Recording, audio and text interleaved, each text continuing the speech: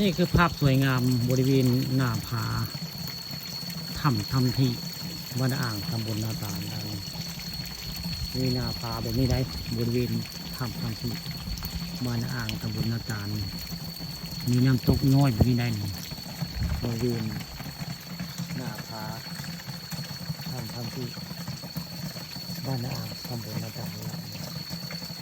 นี่ละหน้าผาบริเวณหน้าถ้ำเพื่อนทำที่มีน้ำย่อยได้น้ำย่อยลงมาแล้วน้ำตูลงมาไว้ไงบริเวณหน้าผาตอนเช้ามันมีบุคคาพาวบึงหน้าผาน้ำย่อยน้ำตกบริเวณทำที่บ้านท่าอ่างตำบลนาตาลอำเภอเตางอยนี่นะทำหน้าผาน้ำย่อยทำที่เลยมีน้ำย่อยลงมาได้น้ำหยาดเนื้อน้ำหยาดง่ายบริเวณหน้าผาทำที่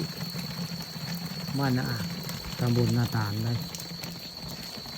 จากกระมงนี่มีทำลาวได้ทำไอทีเนี่ยทำผักทำที่บ้านนาอ่างตำบลนาตาล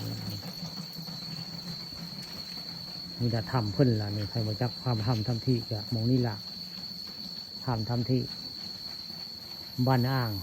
ตำบลนาตาลอำเภอเตางอยอย่างทำไอทีได้ทำที่พ่อโมทะพ่อนางคำนะคนบดาตะวันตาลแล้วนี่ทำลาวแล้วนี่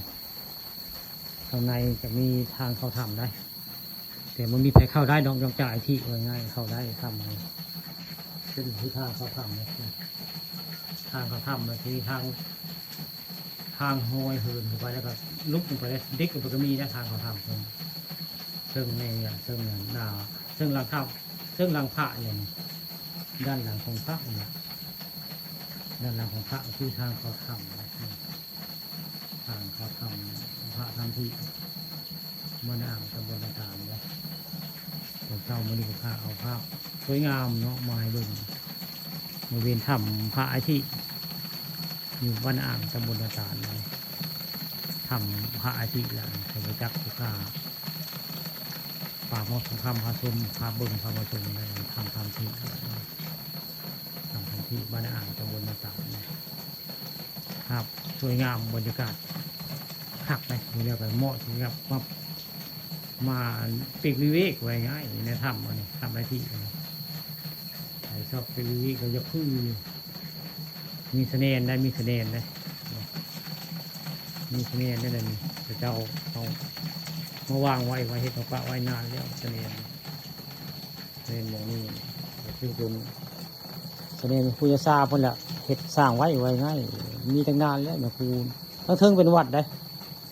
วัดเนี่ยครูถาได้ทั้งเทิงขึ้นไปเทิงถ้ำแต่เป็นวัดวาอารามของท่านพระอาจารย์ถาได้ดูแลเลยนี่เทิงถ้ำอะไรทำกันย่อยนะ